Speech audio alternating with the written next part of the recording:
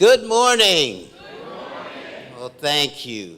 It's a pleasure to be here, and my task is to welcome all of you here to this exciting event this morning. My name is George Miller. I am honored and pleased to be the president and CEO of the Loretto Hospital. And again, it is my privilege to welcome you all here today. On behalf of the Lawyers Committee for Better Housing, or better known as LCBH, we are delighted that you are interested in learning more about LCBH's Eviction Data Web Portal. That so many of you are able to serve as a reminder that eviction is an important issue that requires creative solutions. The Loretto Hospital is proud to be a partner with LCBH in implementing one of those creative solutions. Together with LCBH and our friends at PCC, Community Wellness, we have formed a medical legal partnership. LCBH attorneys work with our care teams to address patient-client housing issues before they lead to an eviction or emergency room visit. Substandard housing conditions like living in mold, lead, bed bugs can contribute to asthma, lead poisoning, and allergic reactions. By joining forces with LCBH, we improve our clients' health and stabilize their housing. Unfortunately, we know that the eviction problem is also impacted by other factors like race, poverty, gentrification, and affordability. That's why LCBH's new eviction data portal is so important and demands our attention today. The portal is critical first step toward sparking a conversation about the problems we must solve if Chicago is to have decent, fair, and affordable housing. Healthy people, which we want to see, are those who live in healthy homes, on a healthy diet, in an environment equally fit for birth, growth, work, healing, and dying. Like you, I'm excited to learn more about the project and to understand how each of us, working collaboratively together, can use the data portal in our work and work together to solve the problem. That's why I'm happy to see that our audience today includes leaders from local community groups like Austin Working Together, as well as several elected officials. I want to thank you, Alderman Mitz, Alderman Telefaro, and Congressman Danny Davis, and many others for joining us today and sending representatives to be here with us. And before I hand it over to our illustrious leader, I want to introduce you to the Executive Director, Mark Swartz, and to outline our program today. And again, thank you, welcome, and we're glad to you're all joining us today. We are in Austin because Austin looks a lot like our clients. You know, Austin is predominantly African American, a lot of people in poverty, and really high eviction filing rates, which we'll talk about. We're also here because we have this fantastic medical legal partnership that George mentioned, and we're proud to be working on health harming legal needs with Loretto and PCC Wellness to assist people so that they don't end up getting sick and don't end up being evicted in eviction court. Before we get started, I'd like to say a few quick words about this beautiful space, the Austin Town Hall. I understand that there are a lot of after-school programs here, so there'll be kids playing around here a little later today. And there's a pool, it's a cultural center, gym, there's a gymnasium, they do theater productions, dance recitals, banquet space here, and so much more. There's a lot in all of the Chicago's community areas, and we're really happy to be here in Austin. Also thanks to Alderman Telefaro and Alderman Mitz for having us here in Austin. I'd like to thank McGuire Woods for providing the 3 reports that are in your handouts. They're reports that try to describe a little bit about the eviction data portal that we'll be showing you in a couple of minutes. So thanks for printing those up for us. Special thanks to Metropolitan Tenants Organization for getting us some clients and renters who could tell their stories around this data. You may know there's been a lot of media coverage this morning. People are looking at some of these findings, and it's getting some attention, and well, it should. And I think that the tenants that are speaking to people about their own personal experiences are welcome, and I want to thank all tenants who are willing to stand up and talk about issues that might seem might be shameful to them, but really shouldn't be, because this isn't about individuals. It's there's a lot of structural things going on here that we want to talk about within the portal. And finally, I want to thank the Polk Brothers Foundation for a very generous grant that allowed us to be able to write these reports that we're sharing with you today, as well as launch this data portal project. I want to start off with a little bit of history. I've been at LCBH for about a dozen years. I started on a MacArthur grant back in 2008. I was told, you've got 2 years with us. It was to assist renters in foreclosure. And 12 years later, and the problem is still here, although it's abating a little bit, and I'm still here as well, now as the executive director. And a lot of the work that we've done now with the portal is an outgrowth of the work that we did with foreclosure and foreclosure data. When we started, we realized the immense scope of the problem, and that we needed to not just be representing people in eviction court, but also we needed to collect data and share it with community partners. One of the things we learned early on is that if we don't get to these buildings at the time of the foreclosure, before the foreclosure went to a final judgment, that the tenants would be pushed out because real estate folks would come and give them cash for keys offers and turn off the utilities, whatever they needed to do to get people out. But if we were able to get to the buildings early enough, we were able to organize the tenants and, if necessary, represent them in eviction court. And we had a lot of great work with our community partners. We started with an eviction, it was called an early warning system. It was fantastic. One of our friends who's now in Philadelphia, Rachel Blake, she's now the associate director of, I want to get the name right, but she's with the Regional Housing Legal Services in Philly. Without her help, we never would have gotten these initial foreclosure reports done.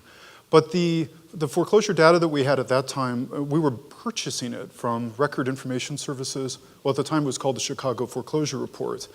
And what we were doing is we were sorting the data so that the buildings that we thought were rental buildings, so multi-unit apartment buildings, were singled out so that we could focus on them.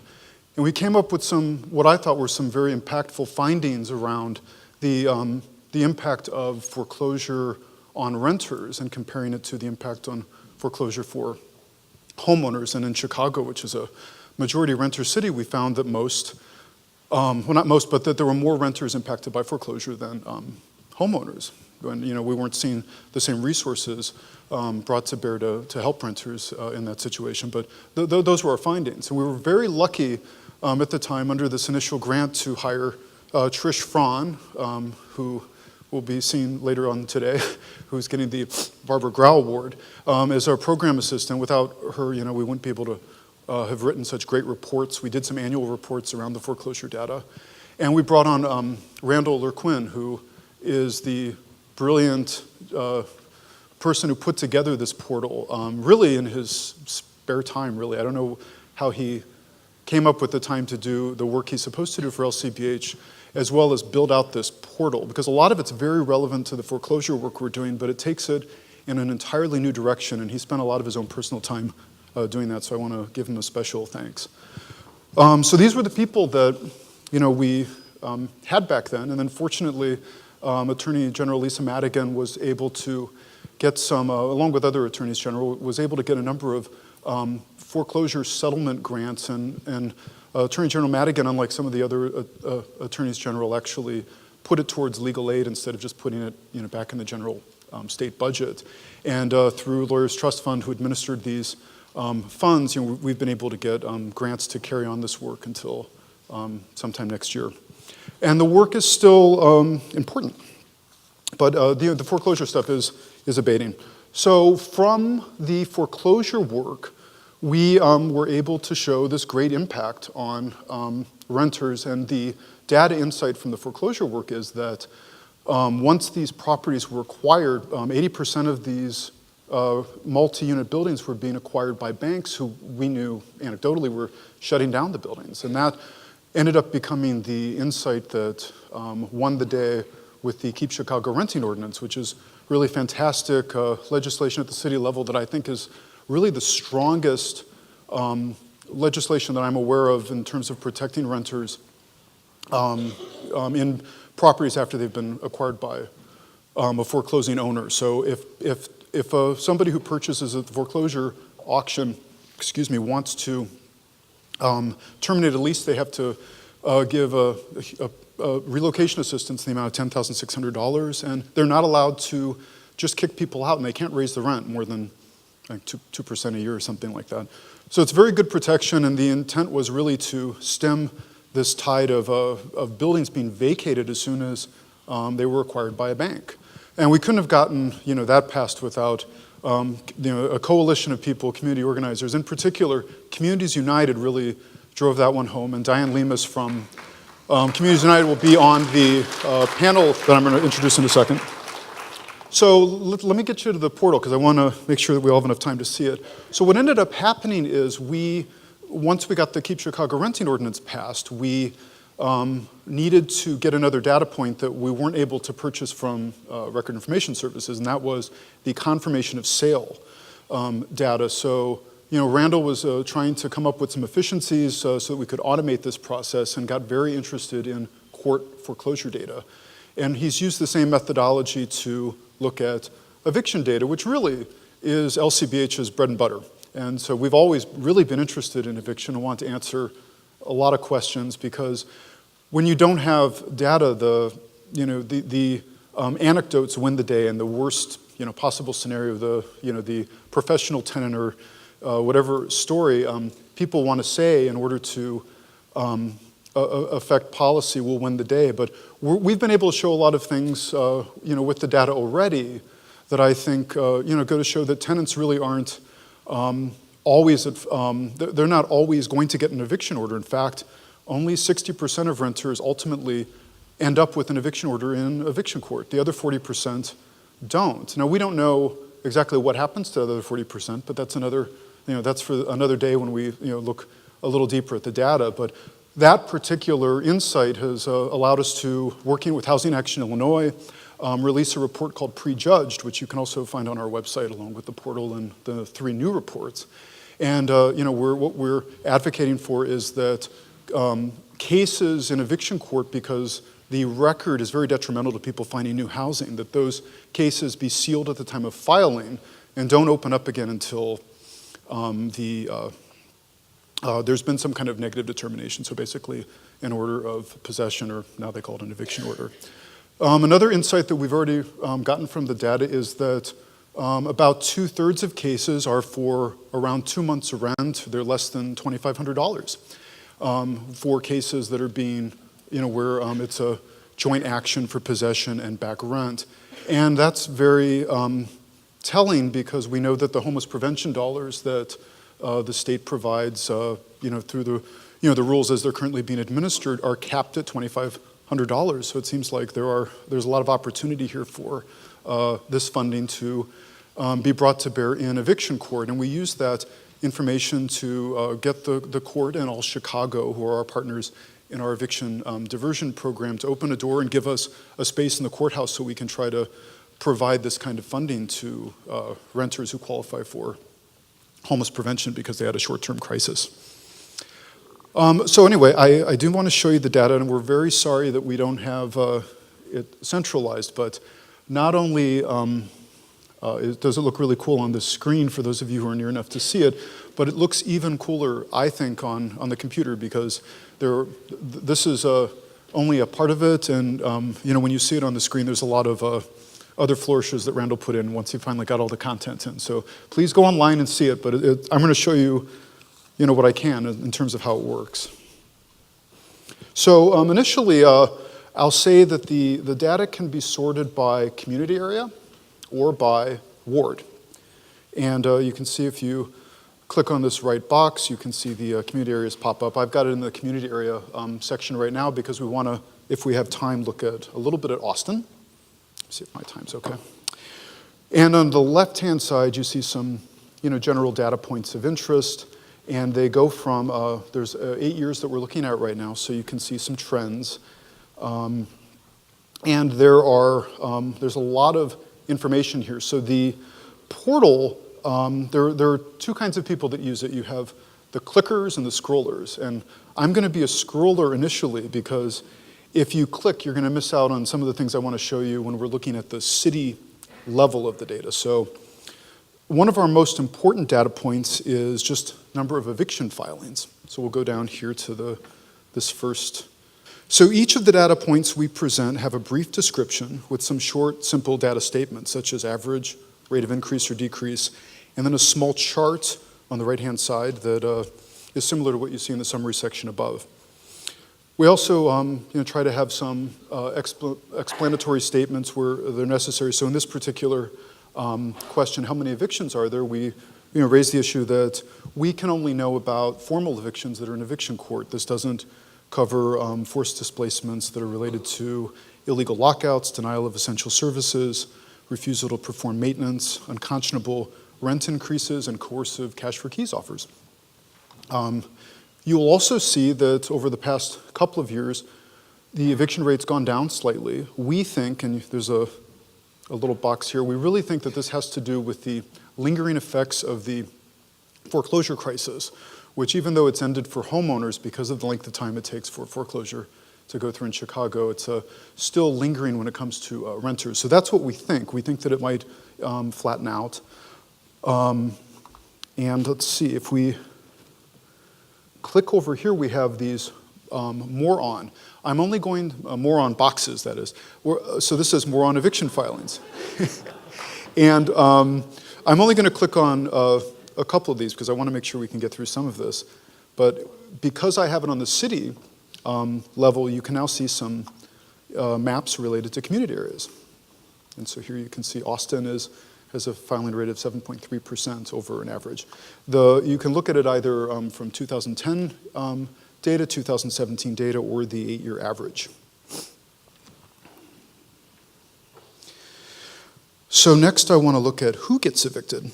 So we're going to scroll down, and we have poverty and we have race. I'm going to look at the more on race section. First I'll point out here, if you look at the right at the general table, it shows what we all know about Chicago. It's around a third white, Black, and Latinx with about 5% Asian. And if you click on the more on race, we actually have the community areas broken down by population. We have a white map, Black map, Latinx map, and other maps. And the darker the community areas, the higher the percentage of this population is. These circles represent eviction filings or filing rates. And so you can see here, this is the white map. The Black map, or African American population map, you can see, we know that in Chicago there are generally African American, predominantly African American neighborhoods in the west and the south side, and you can just see what the map shows in terms of the eviction filing rates in those darkened community areas. In our report, we mentioned that 16 of the 19 community areas that were predominantly African American in 2010 had rates over 50% of the statewide average. One of our recommendations in Report 1 relates to the federal requirement that the city engage in an assessment of impediment to fair housing.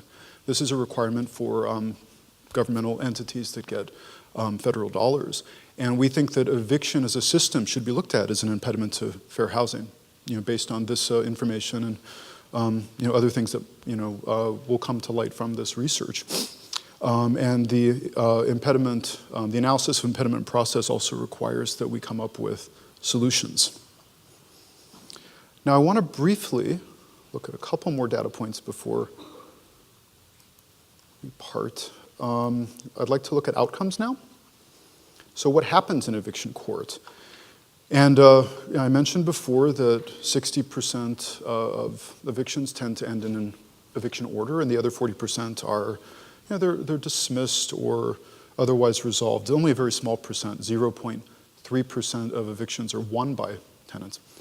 What's interesting about this trend line is it really doesn't vary as much as we'd expect to see, and it doesn't vary by community area so much, whereas a lot of other things do vary, as you'll see as you play around with the portal.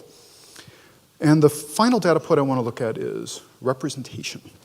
And I'm doing something different now because there's so much information here that there's a data menu on the right-hand side that I've scrolled to, and it's sort of a content, and it will take me down to representation. So I'm going to click on that. And we can look at the representation rates. And the representation rates are incredibly stark. It's almost 80% landlord representation and about 11% tenant representation in the eviction courts. And this is a problem both because we think that it certainly impacts the outcomes for tenants, but it's also just a problem in terms of the legitimacy of the eviction process. We want a process that looks fair, and this doesn't look fair. But more than that, I think if you look at the impact of representation, and now I'm going down to eviction order by representation, it's important to see that there are some differences. Without an attorney, you're going to get about a 60% eviction order rate. With an attorney, it drops down to about 48%. So that's something. And what we also found, and we're a little bit surprised of, we're always, I think that people in legal aid, we think we really, we work really hard for our clients, and we have a lot of wraparound services. Legal aid has a lot of things that private attorneys don't have, because we have social workers, and you'll be meeting, our social work director in a second. So we have a lot of resources. We also are really committed and mission-driven. But when you look at what happens with legal aid attorneys, the impact is just considerable. So we're looking now at eviction orders by attorney type. And again, it's 60% for no attorney, 50% for private attorney, and it drops down to about 26% for a legal aid attorney. And one of our findings in the third report is we think that this data, we think it's unique in that it's actually talking about comparing outcomes by type of attorney. We think that this really plays into the right to counsel movement that we're seeing across the country, and one of our recommendations is that the city should seriously consider a civil right to counsel, and certainly a right to counsel in eviction court.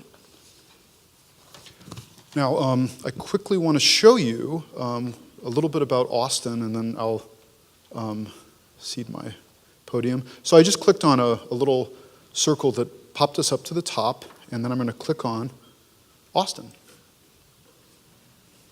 And now this sidebar that has these data points compares the city of Chicago to Austin. So you see eviction filing rates for 2017 are twice that of the citywide average, so 6.2% instead of 3.1%. And I want to go down and just show you what now one of these moron boxes looks like, where you can see the community area itself, and we break it down by a census tract, and there's some interesting variations. And I think that people that are looking at this stuff who are familiar with a community will know what to do with it, and know maybe that they want to target areas within a community area. There are a couple of neighborhoods, segmented neighborhoods in like Galewood and the Island, that if you look to the northwest side and the southwest side, that have much lower filing rates than what you see in other parts of Austin. So I hope I've shown you a bit about what the portal can do and what it looks like, and I really hope you'll all play around with it. I've barely seen everything that's in the portal. We've been spending so much time preparing for this, but I'm going to certainly be checking this out, and it's going to we're going to start releasing more variables and analyzing more things. I myself am interested in the length of time of evictions. That's my big thing. And there'll be other people that are interested in other things. We have a data partners that we're working with. We have Stout in particular, who did the cost-benefit analysis in New York City, and they're going to be interested in a cost-benefit analysis, and Loyola, is interested in their own thing, and we would like other people, academics, and just other people that are interested to pull down the data and play with it. And you can. You have the ability up here to export the data and play with it.